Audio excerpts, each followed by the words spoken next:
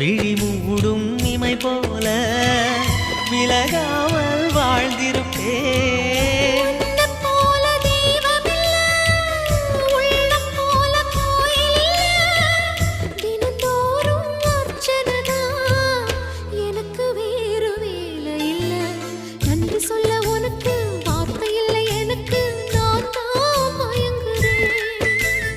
என்னுடைய மனச தந்துவிட்ட பிறகும் ஏம்மா கலங்குற?